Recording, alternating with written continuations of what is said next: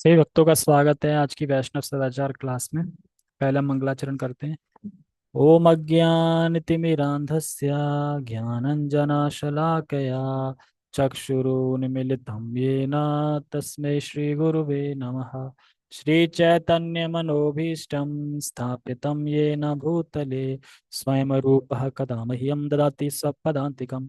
वन्देऽहं श्रीगुरो श्रीयुतापदकमलं श्रीगुरून् वैष्णवांश श्रीरूपं साग्रजातं सहगणरघुनाथान्वितं तं सजीवम् साधुवेतं सावधूतं परिजन सहितं कृष्ण चैतन्य देवं श्री राधा कृष्ण पादान सहगण ललिता श्री विशाखान विशांच वंदो जगतपति नमस्तुते तप्त कांचन गौरांगी राधे वृंदावनेश्वरी वृषभानुसुते देवी प्रणमामि हरिप्रिय वाञ्छा कल्पतरुभ्यश्च कृपा सिंधु एव च पतितानां पावनेभ्यो वैष्णवेभ्यो नमो नमः। जय श्री कृष्ण चैतन्य प्रभु नित्यानंद श्री अद्वैत गदाधर श्रीवासादि गौर भक्त वृंद। हरे कृष्णा कृष्णा कृष्णा हरे हरे हरे राम राम राम हरे हरे। रामाय रामभद्राय रामचंद्राय वेदसे रघुनाथाय नाथाय सीताया पते नमः। नमो विष्णुपादाय कृष्णपृष्ठाय भूतले श्रीमते भक्तिवेदांता स्वामिनि इति नामिने। नमस्ते सारस्वते देवे गौरवाणी प्रचारिणे निर्विशेष शून्यवादी पश्चात देशतारिणे। हरे कृष्णा। तो सभी का बहुत बहुत स्वागत है आज की वैष्णव सदाचार क्लास में। तो अभी बहुत अच्छा मौसम चल रहा है और कार्तिक का मंथ चल रहा है और कार्तिक में शुभ दिवाली भी आ रही है। तो दिवाली के दिन हमें क्या करना चाहिए? देखो, दीपावली, दीपावली का मतलब ये है दीपों की लड़ी। तो मैं ज्यादा से ज्यादा दीपदान करने हैं ठाकुर जी को, कृष्णा को, दामोदर भगवान को। ज्यादा से ज्यादा जितना आप कर सकते हो उतना आपको करना चाहिए। हाँ हाँ, सबको दामोदर आ गए तो सबको ही दिखाना है, वो तो जनरली सबको ही दिखाते हैं। ठीक है। और क्या करना है कि ठाकुर जी के लिए, कृष्ण के लिए कुछ बना सकते हैं अपने हाथों से, स्वीट्स कुछ। और प्रसाद तैयार कर सकते हैं अच्छा, क्योंकि सबसे ज़्यादा हर चीज़ में फोकस प्रसाद में दिया दिया जाता है। तो प्रसाद अच्छा बना सकते हैं जिसमें आप सब्जी बना सकते हैं, दो तीन पूड़ी चपाती, है ना। स्वीट्स में कुछ बना सकते हैं, बर्फी या जो भी बनाना आता हो। और बढ़िया से थाली से भगवान को भोग लगाइए। और भोग वगैरह लगाने के बाद फिर भगवान की आरती वगैरह करिए। और आरती करने के बाद फिर जब टाइम हो जाए दिवाली पूजने का, तो दिवाली तो सिर्फ उससे पूजते हैं, क्या बोलते हैं, खील गट्टा और स्वीट से। बाकी सब्जी रोटी से तो पूछते नहीं है। तो सब्जी रोटी का भोग तो पहले ही लगा दो। या फिर उस टाइम पे खट्टा लगाना चाहो तो खट्टा भी लगा सकते हो। कहने तो ये कि जो जनरल आरती करते हैं वो आरती कर लो पहले, फिर भोग लगा दो। भोग लगाने के बाद फिर दिवाली सजा लो और दिवाली पूज दो। दिवाली के लिए फल वगैरह ले आओ, और जो आपने भोग तैयार किया है वो है ही, खील गट्टा है ही। और राधा कृष्ण की विग्रह, विग्रह नहीं है, तस्वीरें, तस्वीर रख लो। नारायण लक्ष्मी की तस्वीर रख लो, गणेश की रख लो। शुभ लाभ, शुभ कार्य में गणेश का वो होता है, प्रधानता है कि गणेश को, गणेश जी को आगे रखते हैं, गणेश भगवान को। तो वो रख लो। और उसके बाद फिर 31 दीप रख लो। कितने? 31। 31 दिन है, 31 दिन का कार्तिक है, 31 दीप रख लो।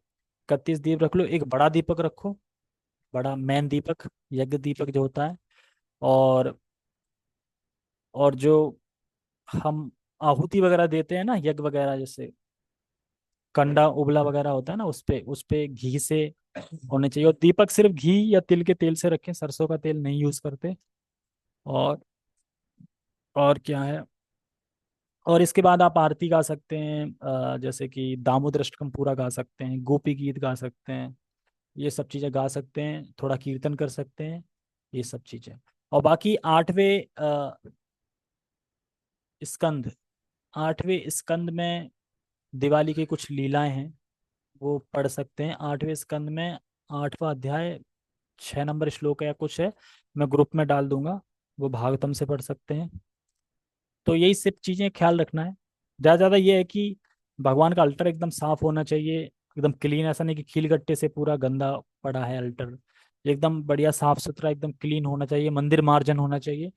और हमें विशेषकर उनके लिए भोजन पकवान अच्छे अच्छे बनाने हैं, भगवान के लिए जितना अच्छे सफाई से बना सकें बनाना चाहिए और ठाकुर जी को खिलाना चाहिए। तो ये सब चीजें हैं। बाकी 31 दीपों की खूब लड़ी लगाओ, खूब दीप ऑफर करो भगवान को। कार्तिक भी है और दिवाली भी है, तो कोई कंजूसी नहीं करो। 1 रुपए का एक दीपक आता है, 50 रुपए की दीपक लाओ, 50 लगा दो लड़ी।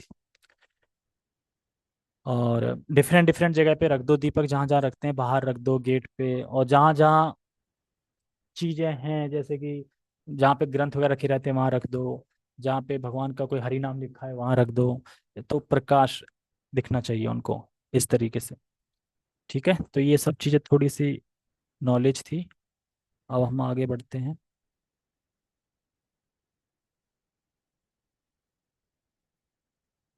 कहाँ है वैष्णव टिकट? हाँ, ठीक है। तो हम वैष्णव सदाचार पर चर्चा कर रहे थे, जिसमें हमने पहले चर्चा की थी रथ यात्रा, पद यात्रा, कीर्तन, इन सब चीजों में कैसा एटिकेट होना चाहिए, हमारा कैसा व्यवहार होना चाहिए, ये सब चीज हमने पढ़ी थी। आज हम पढ़ेंगे तिलक लगाने की विधि। तो जो वैष्णव होते हैं वो 12 जगहों पे तिलक लगाते हैं।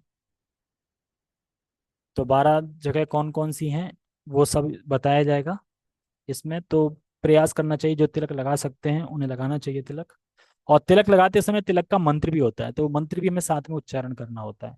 जैसे ओम केशवाय नमः, ऐसे करके ओम केशवाय नमः, और ओम माधवाय नमः, ओम नारायण नमः, ओम गोविंदाय नमः, ऐसे करके मंत्र होते हैं 12। ठीक है, तो पढ़ते हैं हम। परिशिष्ट 9, तिलक लगाने की विधि। पद्म पुराण में कहा गया है कि तिलक के मध्य भाग में श्री विष्णु निवास करते हैं। शिला प्रभुपाद जी श्रीमद् भागवतम के एक तात्पर्य में तिलक का गुणगान करते हुए लिखते हैं, कलयुग में सोना चांदी इत्यादि आभूषण प्राप्त करना अत्यंत कठिन है, किंतु शरीर के 12 स्थानों पर तिलक मंगलमय आभूषण है और शरीर को शुद्ध करने के लिए पर्याप्त है। तो वैसे भी कलयुग में सोना बहुत महंगा है। पहले सस्ता हुआ करता था, सतयुग में तो सोने के ही बर्तन होते थे, सोने के घर होते थे, सोने के मंदिर होते थे। सब चीजें सोने, सोने तो छोड़ो, सोने से और ऊपर रत्न के होते थे, रत्न हीरे, है ना, इन सब चीजों के। फिर उसका जैसे जैसे समय बढ़ता गया वैसे वैसे सोना कम होता गया, फिर पीतल आ गई, लोहा चांदी ये सब आ गया, फिर धीरे धीरे अब लोहा भी खत्म हो गया, अब प्लास्टिक आ गई है। और प्लास्टिक भी खत्म हो गया, अब क्या आ गया है? थर्माकोल बोलते हैं, फाइबर बोलते हैं, हैं? प्लास्टिक से और नीचे फाइबर वाइबर नहीं है, क्या आप बना देते हैं फाइबर वगैरह। और ये सब फिर कागज आ जाएगा धीरे धीरे। क्या आ जाएगा? कागज। कागज की प्लेट, कागज का गिलास, है ना। तो घटता जा रहा है, लेकिन हम सोच रहे हैं हम तरक्की कर रहे हैं, बढ़ते जा रहे हैं, हम चीजों से घटते जा रहे हैं। तो ऐसा नहीं है कि हम सोना चांदी होगा तभी हम अपने शरीर को सजा पाएंगे, है ना, अंगूठी चैन पहन पाएंगे। तो हमारे शरीर को शुद्ध बनाने के लिए और आभूषण से आभूषण से सुशोभित करने के लिए, हमारे शरीर में मंगलमय आभूषण सुशोभित करने के लिए, शरीर को शुद्ध करने के लिए ये पर्याप्त है 12 स्थानों पर तिलक और कंठी माला, बस पर्याप्त है। इसलिए बीच के उस भाग में लीपा पोती ना करें। हाँ यार, वो हो जाता है क्या उसमें, छुंगों से करो साफ होता ही नहीं। यहाँ पे बता रहे हैं कि जब हम तिलक लगाते हैं तो एक लाइन इधर होती है, एक लाइन इधर होती है, ये विष्णु के चरण है। ठीक है, ये विष्णु के चरण है, विष्णु यहाँ विराजते हैं। तो ऐसा नहीं कि लीपा पोती कर दे वहाँ बीच में, तो बीच का हिस्सा क्लीन होना चाहिए एकदम। ठीक है, हाँ कपड़े से होते हैं, कपड़ा फिर अब यहाँ पे कपड़ा टांगना पड़ेगा उसी चीज के लिए, तिलक के लिए खाली, जैसे ना तुरंत कर ले। तो इससे कहाँ कहाँ लगाओगे? हाँ, यहाँ कैसे लगाओगे? एक तो लग जाएगा, लेकिन प्रयास करना चाहिए हाथ से ही, क्योंकि तिलक हाथ से ही लगाया जाता है। अपना हिसग्रेस पानी प्रभु जी देखो कैसा सीधा होता है तिलक, वो क्या ना कैसे सीधा कर लेते हैं, बिल्कुल सीधा, ऐसे पता नहीं कपड़े से कर करके बिल्कुल सीधा कर लेते हैं और जल्दी लगा लेते हैं। वो पीछे भी लगा लेते हैं ऐसे बिना देख के, सीधा बढ़िया। और तुलसी भी रख लेते हैं उस पे। सब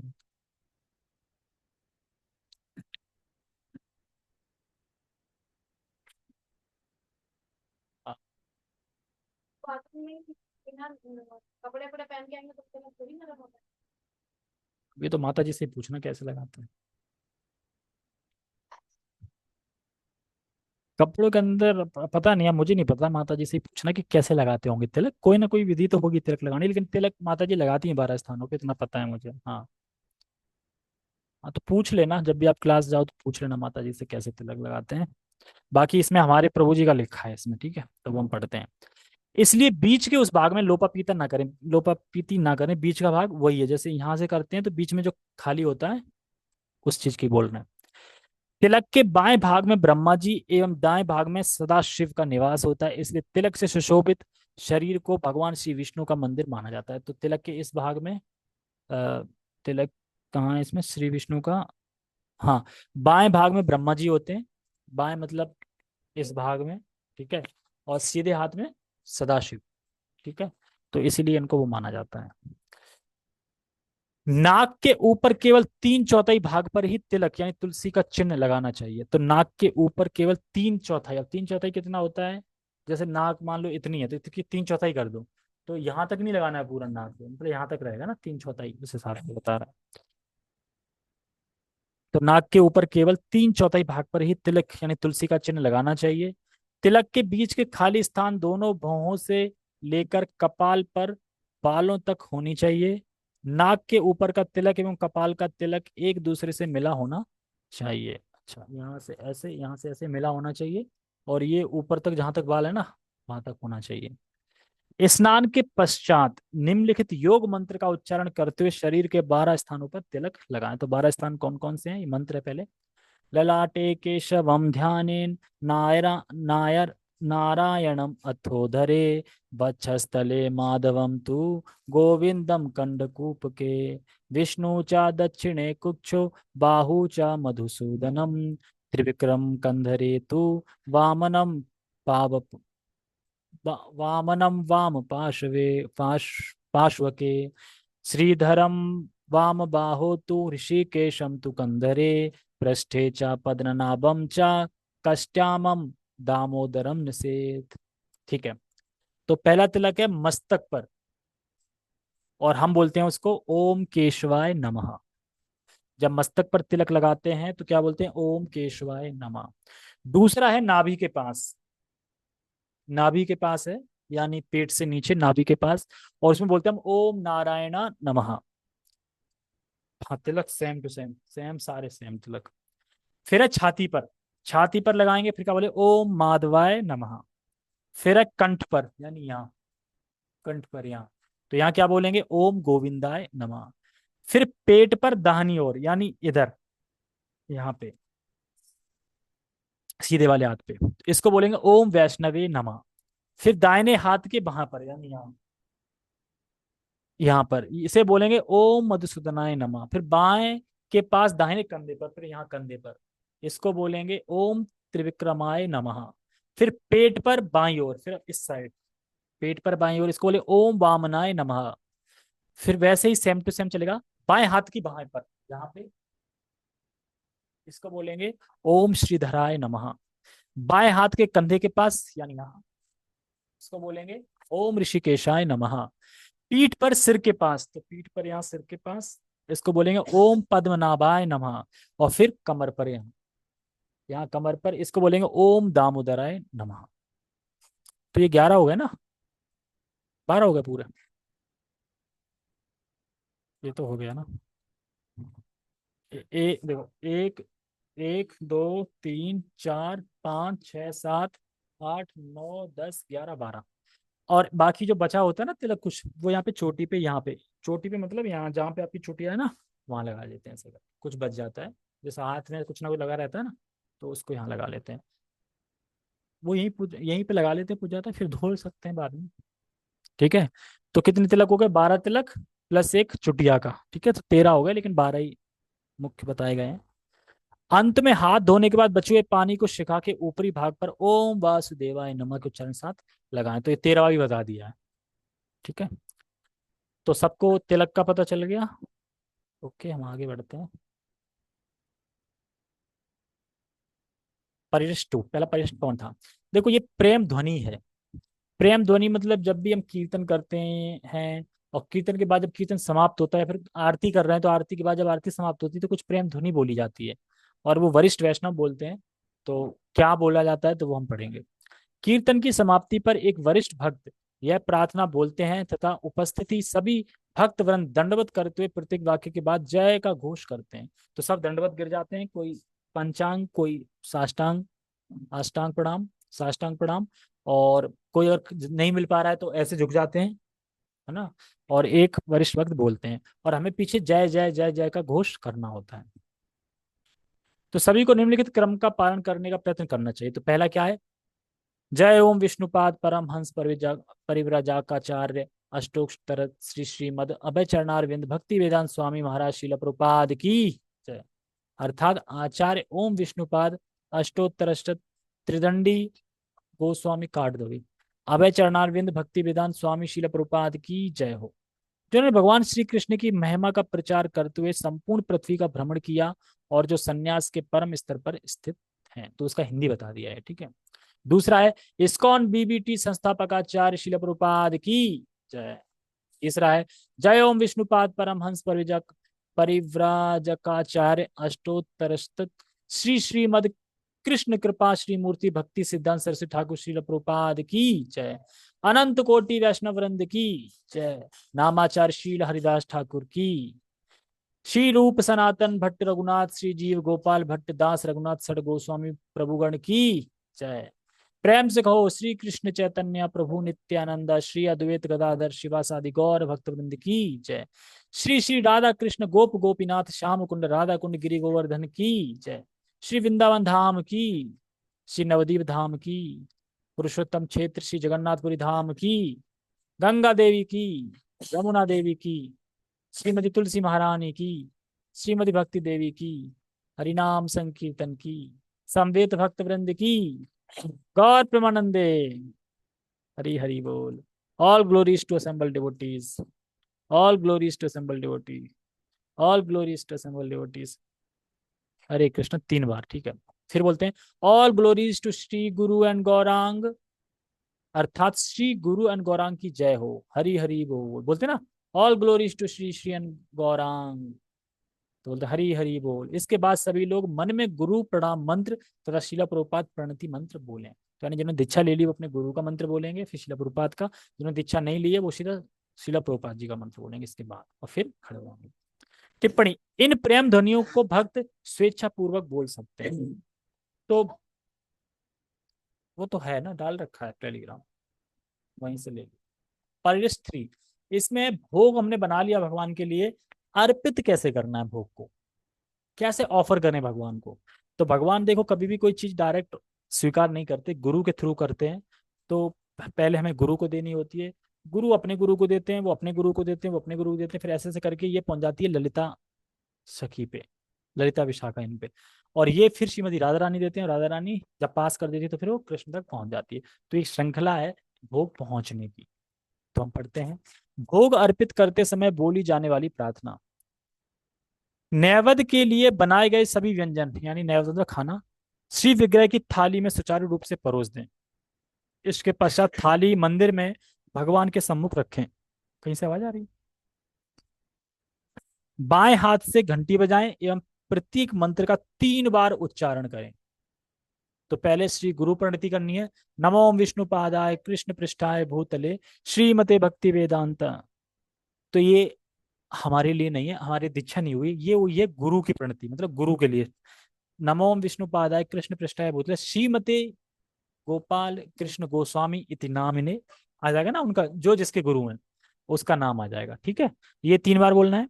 उसके बाद फिर 3 बार ये बोलना है, नमो विष्णुपादाय कृष्ण पृष्ठाय भूतले श्रीमते भक्ति वेदांत स्वामिनी इति नामिने नमस्ते सारस्वती देवे गौरवाणी प्रचारिणे निर्विशेष शून्यवादी पश्चात देश तारणे। ये 3 बार बोलना है।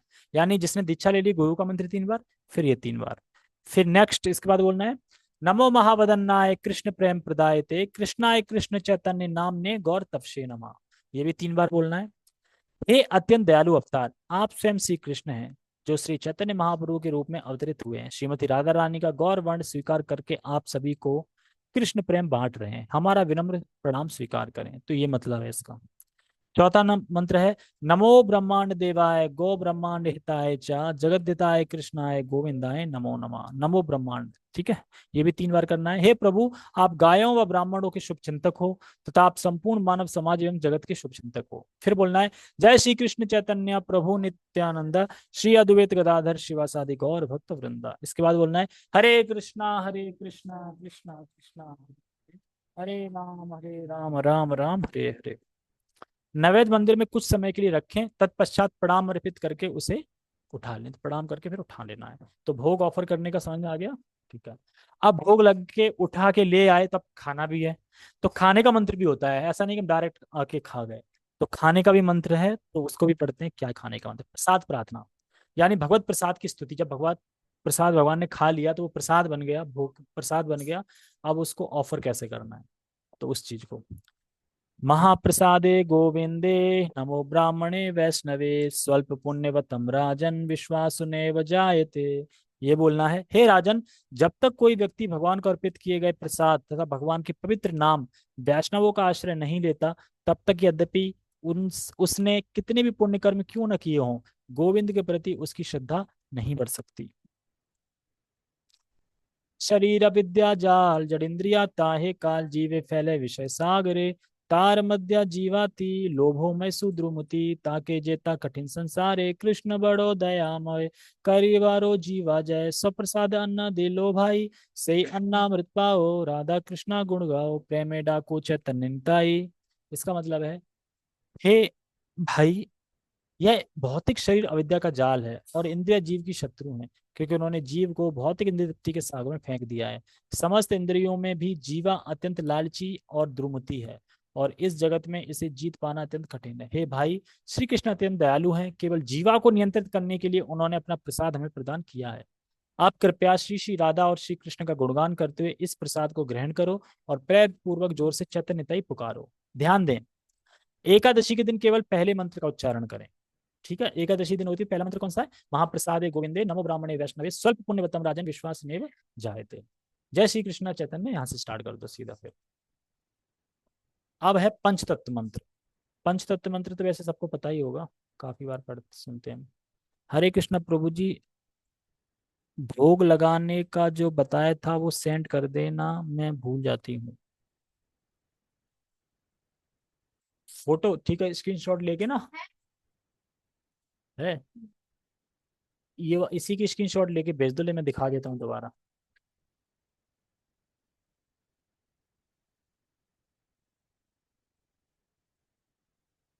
इसमें गुरु का दिया है तो गुरु को छोड़ दो ना, गुरु का छोड़ दो।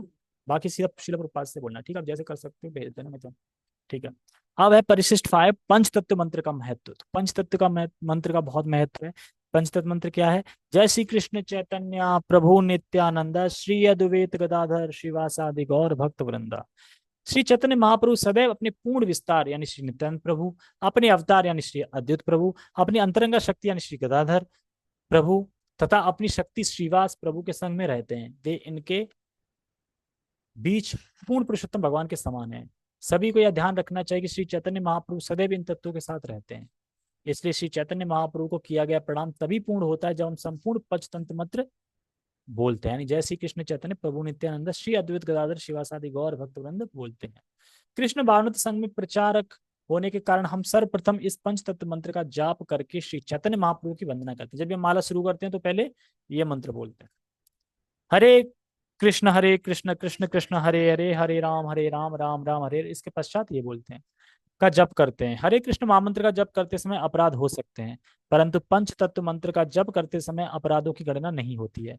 श्री चैतन्य महाप्रभु महावदन्नाय अवतार हैं, अर्थात सर्वाधिक उदार हृदय के अवतार के रूप में प्रसिद्ध हैं, क्योंकि वे पतित जीवों के द्वारा किए गए अपराधों को अनदेखा करते हैं। इसलिए हरे कृष्ण महामंत्र के जप का संपूर्ण लाभ लेने के लिए हमें पहले श्री चैतन्य महाप्रभु की शरण में जाकर पंचतत्व मंत्र बोलना चाहिए, तत्पश्चात हरे कृष्ण महामंत्र का जप करना चाहिए। यह अधिक उपयुक्त विधि है।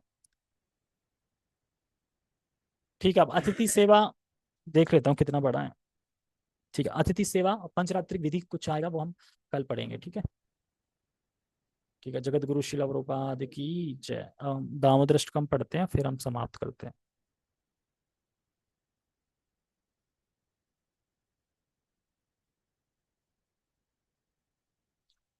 श्री श्री दामोदर भगवान की जय।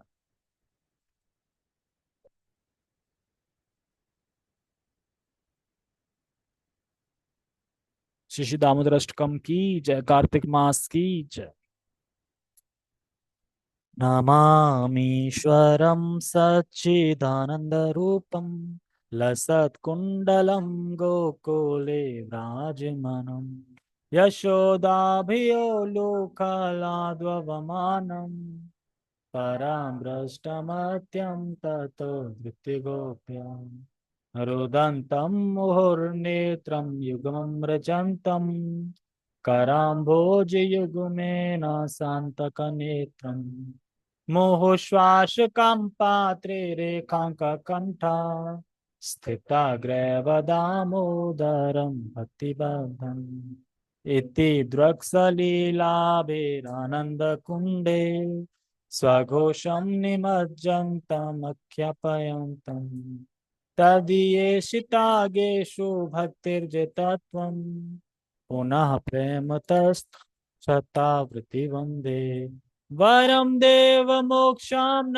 मोक्षं वदिं वा न चान्यं व्रणेऽहं वर्षादपिह इदं ते वपुर्नाथ गोपालबालं सदा मे मनस्या विरस्तं किमन् नमते मुखं भोजमत्यन्तनीले व्रतं कुन्तले स्निग्धरक्तशिक्षा गोप्या मुहुश्चुम्बितं बिम्बरक्ताधरं मे मनस्या विरास्तामलं लच्छलाभे नमो देव दामोदर अनंत विष्णु प्रसीद प्रभु दुःख जलाब्धिमृगम् कृपा दृष्टि वृष्ट्याति दीनं बतानु ग्रहाणे समामग्मेद्यच्छिदृशः कुबेरात्मजो बद्ध मृत्येव यद्वत् त्वया मोचितो भक्ति भाजो कृतो च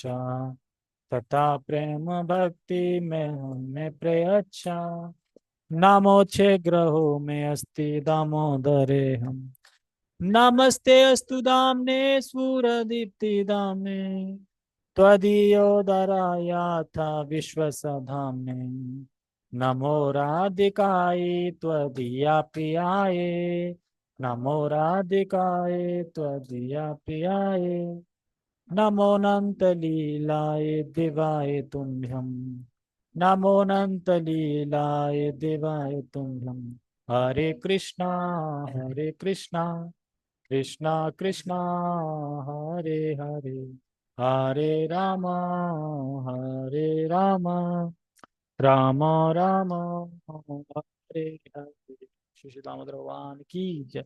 श्लोक संख्या 7।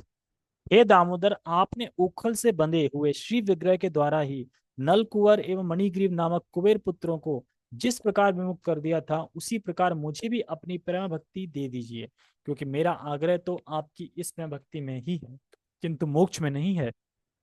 यहाँ पे सत्यमेव मुनि लिख रहे हैं कि मोक्ष मुझे बिल्कुल नहीं चाहिए, मुझे तो बस आपकी भक्ति चाहिए, अहेतु की भक्ति, प्रेम भक्ति चाहिए। जैसे आपने नल कुंवर मणिग्रीव कुबेर के जो दो पुत्र थे, जो कि जिन्होंने अपराध किया था नारद मुनि के प्रति, नारद मुनि ने उन्हें श्राप दिया था और वो श्राप वरदान था उनके लिए, तो उनको मुक्त कर दिया आपने, उसी प्रकार मुझे भी अपनी प्रेम भक्ति दे दीजिए। जब आप उनका मुक्ति कर सकते हैं तो मुझे भी प्रेम भक्ति दे सकते हैं, तो कृपया कर मैं प्रेम भक्ति दे, यही मेरा आग्रह है आपसे। बाकी में मोक्ष की कोई कामना नहीं है। ठीक है। हरे कृष्णा। ओके, सभी का बहुत बहुत धन्यवाद। जगत गुरु शिल प्रभुपाद की जय। निताई निताई गौर प्रेमानंद।